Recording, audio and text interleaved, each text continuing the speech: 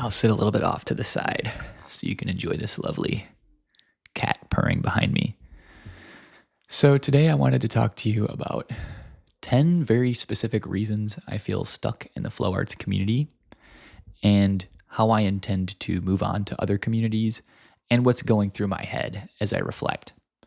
So, the first one is that my identity is too wrapped up in the skill of poi spinning, particularly performing, which is something that I've pushed my own limits. And I've definitely reached my limits at the venue and community that I'm in. Juggling gigantic poi flames, doing partner acro, juggling gigantic staffs and stuff. They're starting to injure me, and they're starting to expose me to a lot of burning naphtha, which is a carcinogenic chemical. And the amount of stimulation I require to feel like I'm pushing my limit is reaching a point that it's becoming toxic to my health. And also, I'm just want to be known as one of the best poi spinners. And the amount of time that it takes to reach that level of juggling specifically is in the tens of thousands of hours. Look at Bo Juggler, right? That is his identity. For him, it's worth it. For me, I'm a little more ADHD. I like hiking, snowboarding, making music, writing, reading, connecting with people outside of the community, training dogs, rock climbing, mountaineering, swimming, paddleboarding. I like all these other things. But since I'm so obsessed with being one of the best poi spinners, my identity is just totally linked to this skill. And that's becoming a drawback on the rest of my life. If you're like me, I encourage you to absolutely go from, I call it A to B, and then reach your peak at B, and then either start over, A to B in a new community, learning the skill and doing it with others, and then reach your peak. I just feel as though the people in the flow arts community hold me back.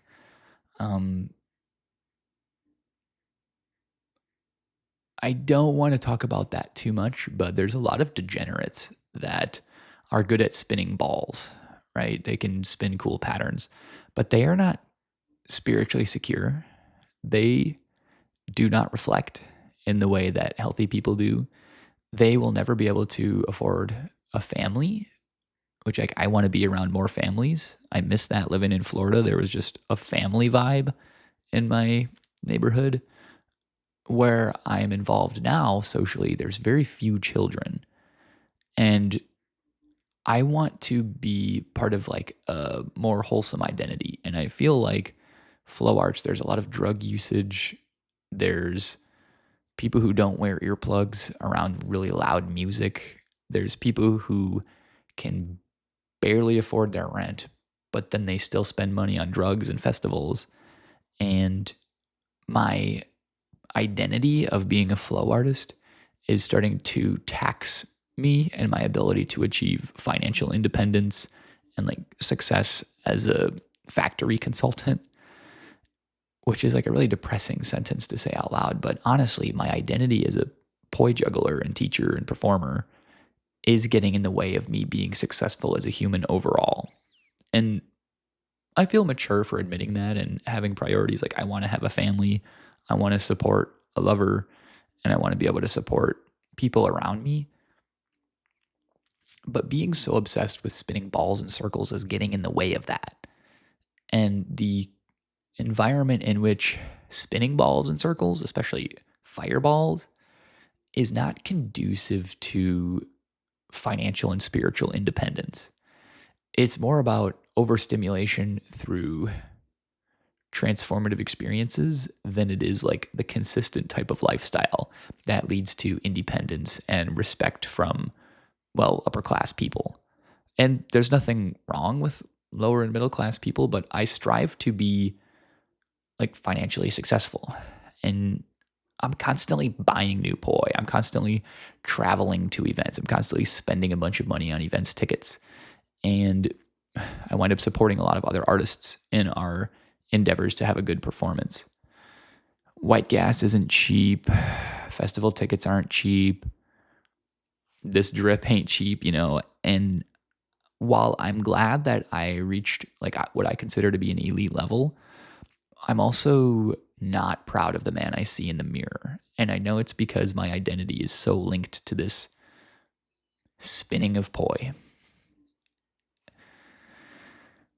I always want to have a relationship to spinning and juggling, but I just don't want to have so much emphasis on it anymore. I need to outgrow this community a little bit because I strive to achieve things that I will never achieve even if I achieved everything in flow arts at FAI events. Well, the IJA is a little different. I consider the juggling community to be like more advanced and mature and respectable than the flow arts community because of the amount of dedication the other people have put into it and how established it is. But even if I maxed out and I was teaching, performing, hosting, producing shows, I still don't feel like I would be reaching my full potential as a human. And it feels good to say that out loud. I want to participate in more paddleboarding, pickleball, drawing, music, writing, reading, and philosophy. I don't want to just be known as a guy who spins balls in circles. So that was topic one, right? It was my identity being linked to the skill.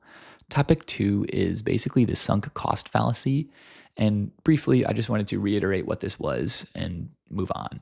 The sunk cost fallacy is this subtle thing where you have invested so much time, attention, focus, energy to a particular skill or community that pulling away will feel like you wasted a bunch of time. I do feel that way.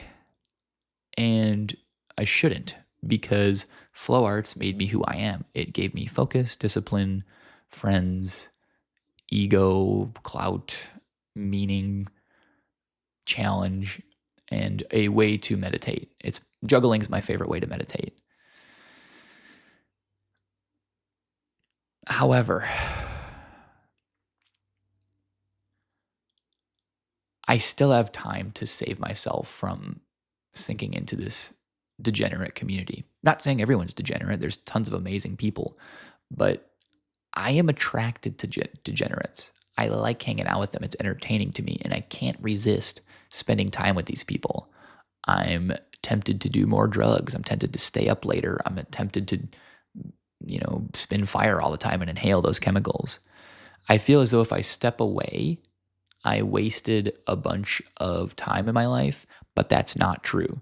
It got me from A to B. Now it's time to go from B to C. And maybe in your life you feel the same way. You're like, well, I just unlocked this new hybrid. I have to show the world. It's true, you do, but post it or perform it or teach it and then move on. You are not stuck in this community. You are a multifaceted human with tons more to offer the world than just spinning things in circles. And if you want to fully commit to this community, I support that. But if you also feel like you could be doing more in other communities, I support that too. Look into the sunk cost fallacy. It explains like the war in the Middle East and all these gigantic things that have impacted humanity. And if you understand it on a small level and you're able to cut ties and move on to other communities and other meaningful travels and projects, I honestly believe that is how you level up spiritually, is understanding where you're not on a sinking ship, but you're just on a small dinghy that isn't moving. It's not going to go all the way across the ocean of your life. It's just going to get you from A to B.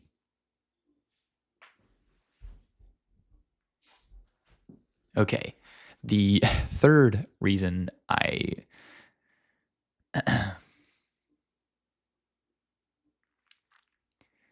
So the third reason I feel stuck is an addiction. It is a status addiction. It's no secret that I have that I have like a pretty developed ego and persona. If you've ever listened to any of my music, you'll know I love braggadocio and I love like flexing the little achievements that I have. Well, status addiction is a really, really toxic thing to have in this community because rather than like sharing the flow, a lot of people like guard their tricks and like actually feel mad when somebody else does what they do. Status addiction will turn you into a gatekeeper for gigs as well. And what happens is if you're a gatekeeper, people just find ways around you anyway. I mean, how many gates have I climbed in my day? I've climbed gates with my bike and thrown my bike over and biked through private communities. Can't no gate keep somebody like me out. And if you are a gatekeeper, what happens is you do end up getting left behind and it's very lonely, anyways. So, this is an open source community.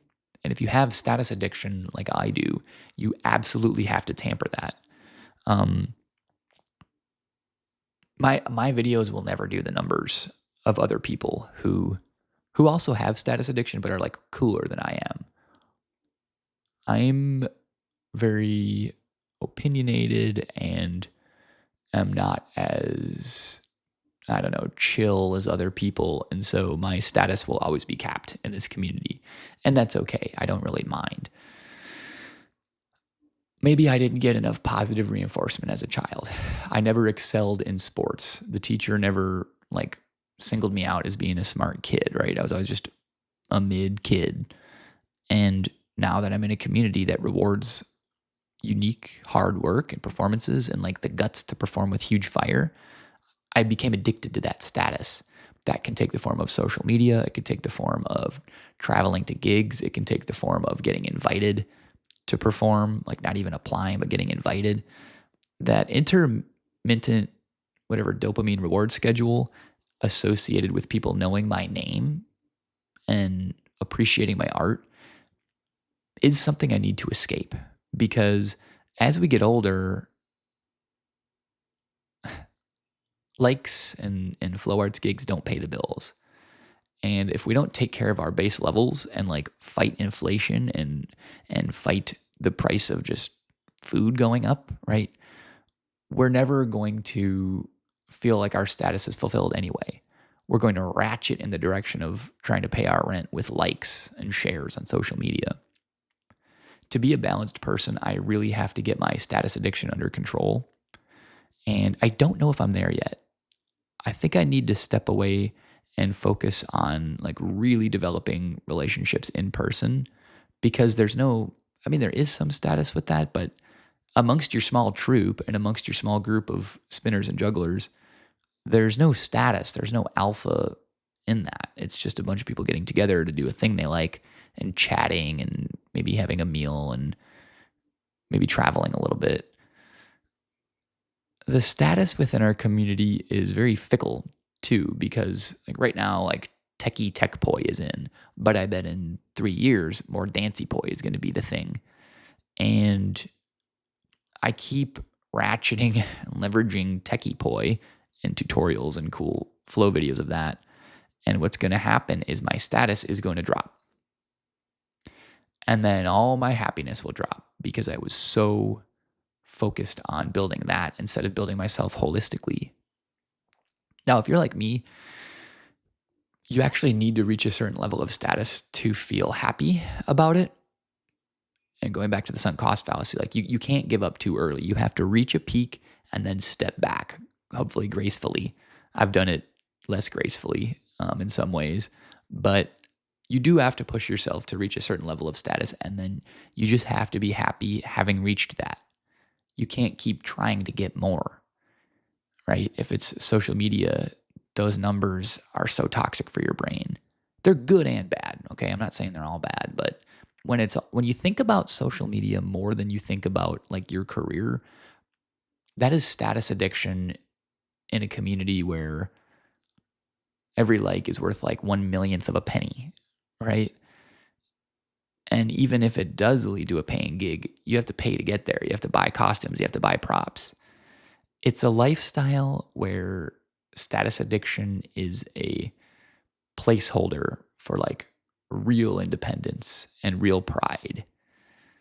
Now, if you're like me, you didn't do well in sports, you didn't get that much positive reinforcement right when you needed it. You do need to hit a certain level of status, but just don't let yourself get addicted to it. If this interests you, talk to or research this topic on your own. I'm not fully qualified to describe status addiction, but I know that within myself, it is guiding me away from like being a truly productive member of society and chasing status for myself. I want to be known as somebody who's independent and creative and original and helpful and inspiring, but I don't need to like achieve that every single week. That's going to take away from me just being a productive member of my corporate community, my corporate job, which is like where I'm going to really impact the world, right? And it's both. I'm not saying focus on your corporate job. I'm saying obsession with identity detracts from your career and your other communities where you can, have a huge impact. Let's say you have a 10 out of 10 impact in the flow arts community. Like you're just the most successful poi spinner and juggler, teacher, performer. The amount of time it takes to get there definitely detracts from your ability to be a good partner. It definitely detracts from your ability to reflect on a daily basis. It detracts from your ability to make money from a corporate or government job. And I encourage young people to like really build up their status and then just gracefully step away, because it's very easy to get addicted to status in this community. You go viral once or twice for an amazing flow video, and you'll be chasing that from now on.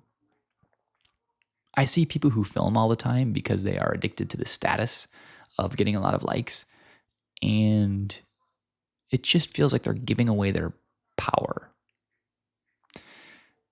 That's about all I'm going to say about status addiction, but I would like to talk to you about it. So if you have commentary on this, please comment it or reach out to me directly. I want to know what your experience has been like in this regard. So the fourth reason that I feel stuck, and perhaps you do too, is the programming in your brain that I call tribal loyalty, right? It's no secret we evolved from cave people, and as a result, we're hyper committed to like tribal loyalty, which can take the place of political ideology. It can take the form of like your flow group. It can take the form of your online community. And the thing is, like, that's just not a thing anymore. We can very easily find new communities by adding value, by volunteering our time, by volunteering our money and our love.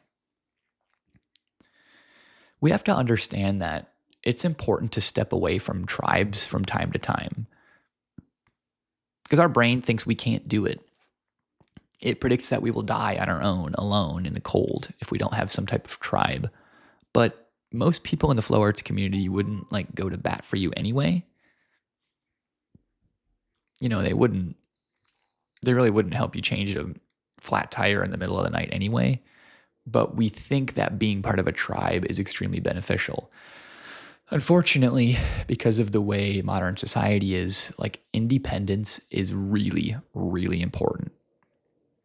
And when you get too sucked into a tribe, whether it's a group chat or a weekly meetup or a performance troupe, it actually takes away from your ability to excel as an individual because you're so focused on the tribal goal. And what can happen in a tribe is there's like a couple key leaders who are making money and they're feeding their status addiction and they're traveling and they're self-actualizing through the flow arts projects, but you're just a cog in the machine. I hate to be so like sort of capitalist and corporate sounding with it, but it's true. You're most likely replaceable in your fire troop or in your flow arts event, right? There's someone else who would take your job in a heartbeat for free or for $50 or for a free ticket. So just remember, like, tribal loyalty is really important, but you got to check if those people would actually help you if you needed it. The whole point of being part of a tribe is that when you're in trouble, they'll help you out. Or not trouble, but if you're in like a bad situation financially or spiritually, somebody will loan you some money or they'll like hold space for you to talk through something. And if you're giving all your time, attention, focus, and energy to a community that the individuals in there wouldn't do that for you, you're wasting your time. And I thought just like somebody enjoying spinning things in circles would automatically like go to bat for me or help me out. even if they've liked all my videos over the years, even if they've spun with me, performed with me, taught alongside me, this community is comprised of people who would, I don't want to say stab you in the back, but they would leave you out in the cold because of various reasons that I'm not going to go into. So just be aware there's programming in our brains that has us thinking that tribal loyalty is extremely important when in fact it is not. It is somewhat important, but you need to be loyal to yourself before you're just blindly loyal to a community. Just because they let you show up and don't judge you for your life choices and play really loud, stimulating music that makes you feel good and fire safety for you, that doesn't mean you need to dedicate all your time to them.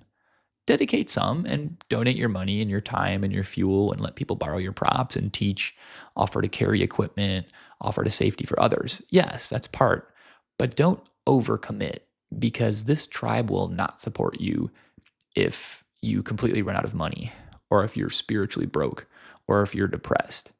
It's very unlikely that just spinning with people will ever actually develop the bond you need to feel to like have that core group of people. You can develop those friends. I'm not saying you can't, but merely participating at a surface level, like most people do, is going to make you feel like those people would help you out, but they actually won't. At least that's been my experience and what I've seen other people experience. You could tell me about it if spinning just next to someone and jamming with them week over week has developed a really, really strong bond. I would like to hear about it. For me, it's pretty hit or miss. And I thought there was loyalty amongst our community and especially amongst like other men, but there has not been in my experience, especially in Portland. The tribal loyalty I'm used to in other states was like, you don't go for somebody's ex right away if they break up. In Portland, however, especially in the flow arts community, I see that a lot. Or you don't badmouth people. But in the flow arts community, that's very common. People talk about each other behind their back all the time out here and in this community. And I think it's because since very few of us are so independent, we have a scarcity mindset, and what little resources they are, we're trying to keep for ourselves. That's my guess. I can't exactly put my finger on it, why people are so quick to backstab out here. And I'm saying out here, it's probably any like major liberal arts city has people who are taking from their flow community rather than depositing into it. Any city will have that. But in particular, a city with so many flow artists, you would think we would have a really strong bond and we would stick together. I just have not seen it. So the fourth topic was tribal loyalty programming, because we evolved in tribes and leaving a tribe historically meant like death out in the cold by yourself. That's not the case anymore. Don't let your brain trick you into thinking that flow arts is your tribe. It can be, but it is not necessarily. So the fifth reason that I feel stuck and upon reflection realize I need to get unstuck is because as I age, right, I'm 34 now, I realize that I associate the flow arts community with youth and freedom and a more carefree lifestyle, but that's just not the case. Like, you can't defeat the process of aging.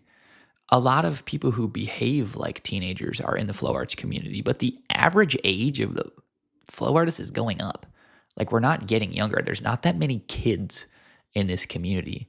It's not actually a very youthful community where I'm from. And I don't see that many kids spinning. So the average age isn't going down. And the whole freedom aspect is you're free to move however you want. You're free to dress however you want.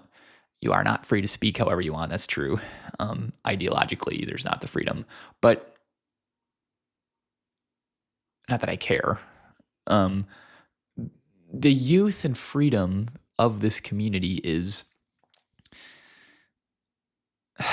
it's hard to describe because certainly we dress and act like young people. But when you look at these adults in our community, they are aging, and they're aging quickly because of the vaping, the constant smoking, the drinking in some cities and the events we do have us staying up late. Or when you pull an all-nighter at a flow event, like, you definitely look older the next morning. So I wrote that flow arts represents a time when I was discovering myself, dancing more, exploring, and building new friendships. I'm still doing that, but not at the same rate I used to. I've kind of decided the type of people that I really like.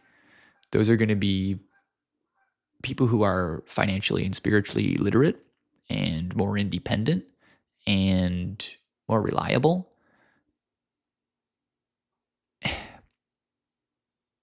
And when I was younger, I didn't have that criteria. When I was younger, I would just hang out with anyone just because I wanted to learn and show off. And especially to have like trippy moments with people and funny moments. But as I age and I curate my experience and try to live like peak experience, right? It has very little to do with youth and freedom. But that's like a huge theme of our community is living like a young person. Well, I don't want to live like a young person forever.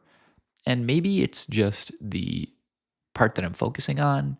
And maybe in your head, you're like, I don't associate it with youth and freedom. I associate it with wisdom and aging gracefully. I do too. But a lot of the peak experiences involve like these really freeing dance moments where after a while, it's almost like too much freedom, where I want some structure. There's no end in sight. Like the jam just keeps going in many cases. I like pushing my limits and I like pulling all-nighters. Don't get me wrong, but having that be the baseline for like a good jam session feels like it's taking me back in time. It's taking me away from good sleep and proper nutrition and like spiritual alignment. It's taking me towards like a more chaotic and youthful experimentation phase. So I just have to be really careful. I just have to be really careful when I try to relive my younger days because the ripple effect and the fallout of an all-nighter where I spin all night or take hallucinogens or vape to stay awake and all that, it's such a long ripple effect. Like, I really have to reflect to see it. The experiences are often no more like, they're not transformative anymore. They more feel like an obligation to stay up that late and to like show people what three-point spinners are capable of rather than the youth and freedom of exploring myself. So understanding my relationship to like aging within this community has been really tricky. And I encourage you to reflect on like, as you age, are you becoming more mature? Are you aging gracefully? Is this the constant like vaping, smoking, drinking, ketamine, whatever, lack of sleep, loud music? Like, are you going deaf? Are you aging gracefully? Because you cannot do these intense flow arts events and age gracefully. It's just the chemicals, the volume level, the wear and tear on your body in some cases, the burns, like they cause long-term damage and they will age you faster. It'll keep you young to keep your body moving, but if you overcommit to this community, I do think it will age you faster. I think it's aged me quite a bit. I feel jaded and I feel as though I've like beaten up my body a little bit. It's also healed my body and made my arms strong, but I've also given myself tendonitis from spinning too much. I've also had burns that took months to heal. I also have scars. I also have like dated some people that a younger version of me would fall for, but like I knew in the moment falling for that person was a mistake. And I felt like I was like regressing spiritually. I wasn't ascending towards a more mature version of myself. So I do associate flow arts dancing, and especially like fire festivals, with youth and freedom. But at what cost, right? Too much freedom and no structure has caused me to put my foot in my mouth, cut off my nose to spite my face, to just push until I found the boundaries just to make sure there were some, and to criticize others for not having enough structure, right? And so I need to just like dabble in youth and freedom. I don't need to just live this lifestyle where I'm like, wake up and I'm 18 every day. I need to actually behave like I'm 34 and in order to do so, I think I need to leave the community behind a little bit. Not fully. I'll still keep running the flow arts curator, performing and teaching, but I can't just be spinning haphazardly every day and chasing social media validation and chasing the clout of the festival stage. I hope a lot of us feel the same way because will become examples and role models for each other of how to like age gracefully in this community. I don't want to name names, but there's like a particular hoop juggler I'm thinking of that was really involved in the flow arts community, and then she like kind of switched to more of the circ community and still goes to a lot of flow arts and juggling events, but she's aging amazingly and like is in really good shape, and their business is thriving, and their partner's relationship is really good. That's what I strive to, right? And she kind of openly admits like the flow arts community, like she's kind of stepped away from it and it's improved her life. I'm right before that stage and I'm journaling about it now because like I'm almost there. You're probably almost where I am. And listening to this perhaps will inspire you to set some new boundaries. Yeah, so the last thing I'll say before I go to topic 6 is it's almost like graduating from Flow Arts University. You learn how to meditate, you learn how to warm up, you learn how to film and edit, you learn how to engage online, you learn how to perform, you learn how to teach a lesson or make a tutorial, you learn how to purchase custom props, and then you graduate and you go back to normal life, right? I encourage you to graduate, to like learn all those things and then move on. Still stay involved at your favorite events and still travel and film and do all those things, but don't commit as much time because the return on investment just isn't there for most of us. I believe that you can graduate. I see it positively. Okay, moving on to topic 6, which I wrote intermittent social reward. This is where sometimes the community supports you, praises you, books you, admires you, but other times they can backstab you or exclude you, right? This is where it's kind of an emotional roller coaster in the sense that you can do the same thing and get a different result, depending on other people's emotions and like their social dynamics and how things are going in their life. So intermittent social reward is one of the more powerful ways to condition someone. And obviously the social media algorithm, the emotions of others, like the weather, right? If you're so dependent on the flow arts community for bolstering your dopamine and your identity, that's really dangerous. And what's going to happen is over time, you're not going to get the same reward schedule. You're going to push the button, post the video, and it's going to get less likes. And you're, I guess I kind of already said all this, but you have to recognize the pattern. When communities operate on cycles, leaving those cycles entirely often improves mental health dramatically. And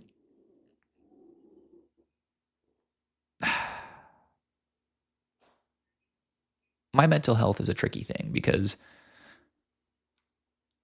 I'm really good at reflecting. My own mental health is an interesting journey because I've never been diagnosed with anything, but I've definitely had severe depression from like failed relationships in the flow arts community. And I've definitely had like, mismanaged expectations around gigs and working with others. So my mental health has suffered and recovered many times. And the intermittent social reward is what caused it. It's like, say, for example, I don't know. Let me try to think of one that like you wouldn't have intermittent social reward. Let's say like a sports community where when you win, you feel a certain way, and when you lose, you feel a certain way. But there's no winning and losing in flow arts. It's just like this weird long gradient of some people like it, some people don't. You never really know if you're like truly leveling up. The only way to know is by looking inward. And we end up becoming like self-obsessed in that case. And so when we do seek validation from the outside world, perhaps the algorithm or the market or the, like basically the algorithm or the market is what determines whether or not we feel good about ourselves. That's actually when you need to step away, right? When you feel yourself dependent on the community to feel good about yourself, that's when you need to take a month and like really reconnect with yourself and with the practice. Pay attention to your sense of well-being coming from something that you can't control, right? The algorithm being the most obvious one. It doesn't make all your posts like pop off. It's probably 10% of them because you spend more time posting on the app trying to get that reward again.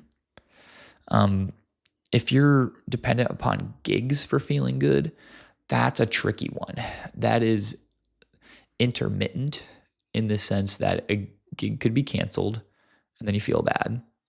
You have to have some expectation and actualization in life, but you also have to be stoic enough that if your gig gets canceled or you get fired or the client books somebody else that year, you feel just as good for the opportunity to have been able to do it in the past. You look back on the past fondly and you're not always looking at the future expecting that reward over and over. Okay, moving on to number 7, why I feel stuck is I built this personal brand around it, and I am actively building a personal brand around flow arts. And the problem with that is when you leave, it feels like incomplete, but that's not the case, right? I guess I'm kind of reiterating myself at this point, but your personal brand is like, use this phrase when building your personal brand, right? Niche, then pivot. Niche, then pivot. So within flow arts, that could look like for 1 year, you do hooping tutorials and performances. The next year, you do double hooping. The next year, you start over and you go to poi. The next year, now you're into triple hooping. Like, niching, then pivoting allows you to have a personal brand that's based on being dynamic rather than just the same thing over and over.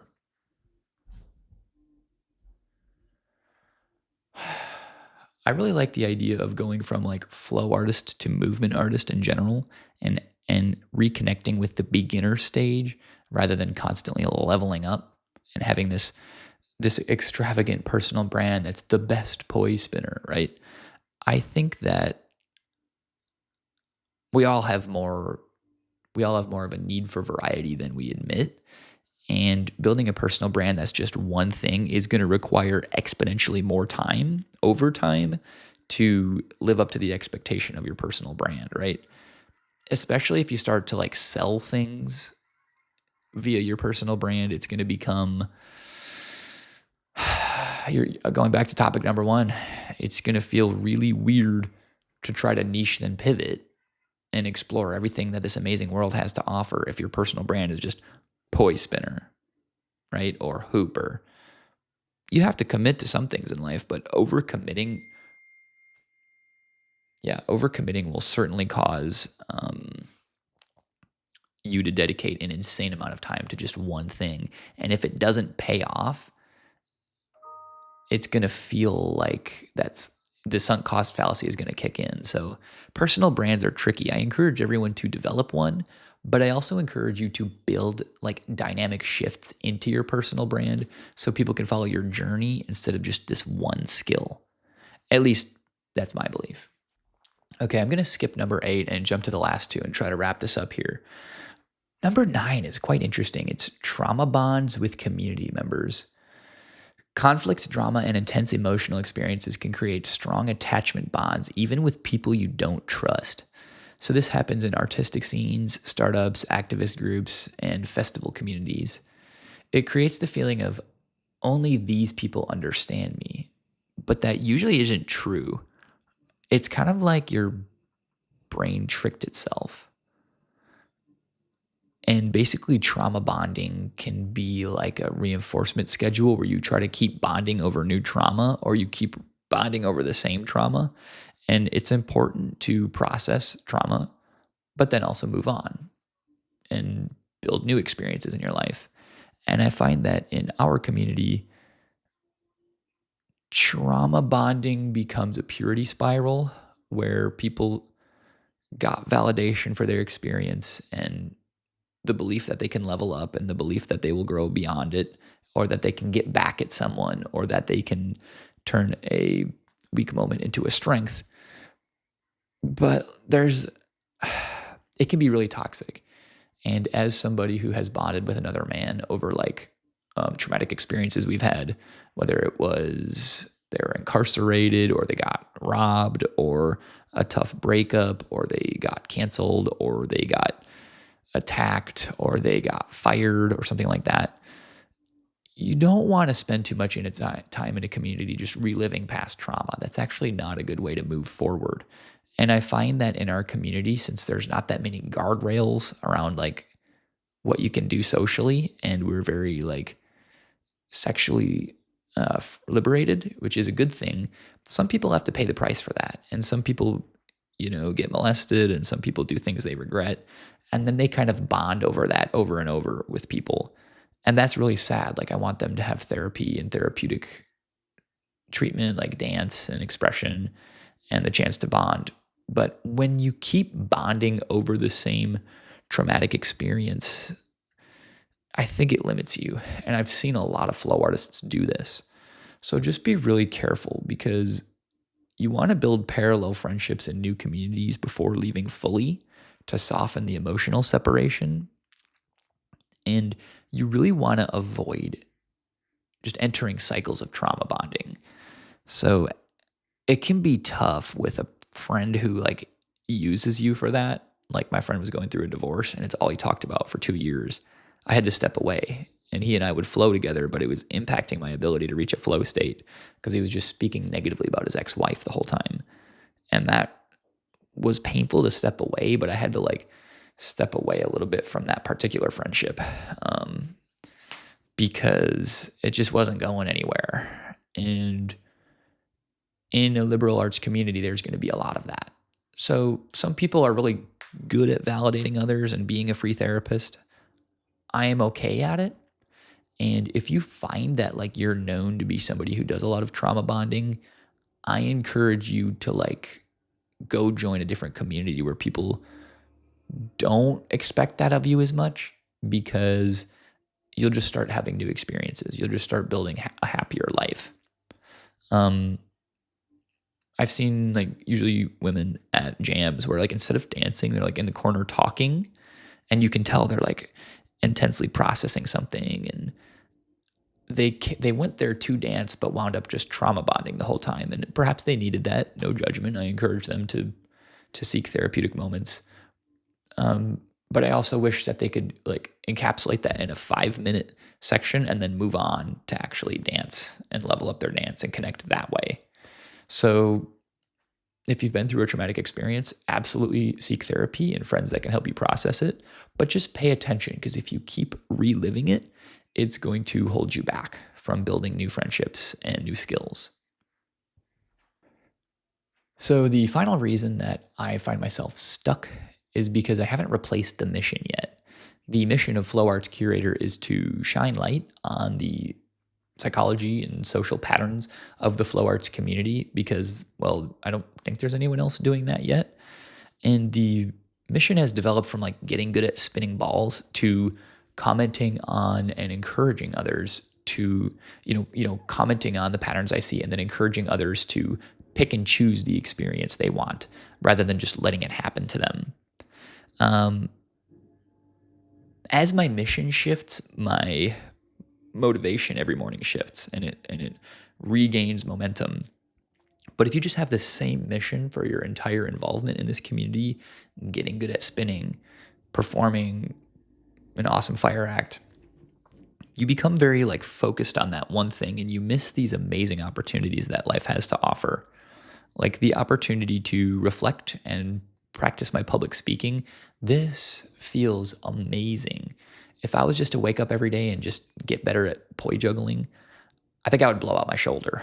And the mission to get really good would consume me, and it would actually destroy me from the inside out. But having a series of different projects and missions is really invigorating. Each project you do should have a new skill. So it was like setting up a cue background, figuring out how all my different recording equipment works, figuring out how to edit, figuring out like the YouTube algorithm, figuring out how to not say and like and ah a lot, figuring out how to not make this sound. It's gross. I hate it. And so all these little micro skills happen when you create new missions for yourself, right? Think of a video game, for example. Each new mission typically has like a new skill to apply, a new type of weapon, a new type of technique, a new type of sneaking around, a new vehicle, a new enemy to defeat. And I find that in the flow arts community, the mission is typically the same. It's to get good at spinning and show off on a stage.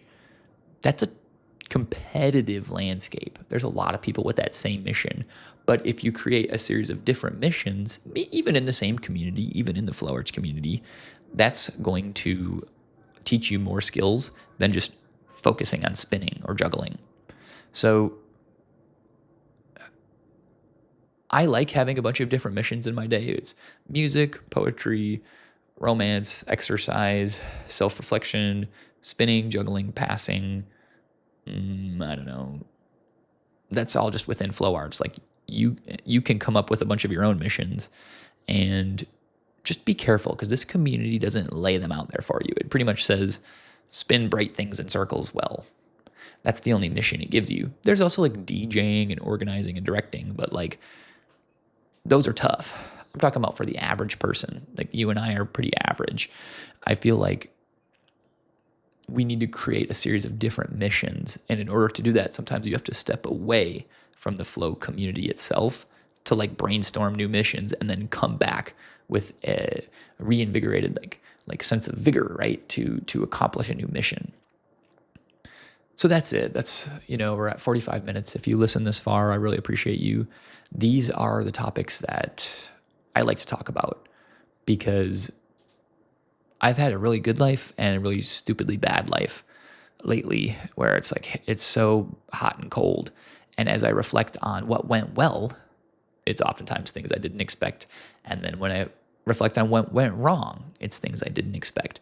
So I don't want you to go through what I've gone through, which is constant identity crisis and it's like FOMO. It's like I want to step away so badly, but then I have FOMO. And the sunk cost fallacy is just like scrambling my brain. So I'm hoping that by conversating with you guys about it, and especially if you reach out to me, I would really like for us all to be able to step in and out of the flow arts community when we need it and when we know we can have the biggest impact to help others.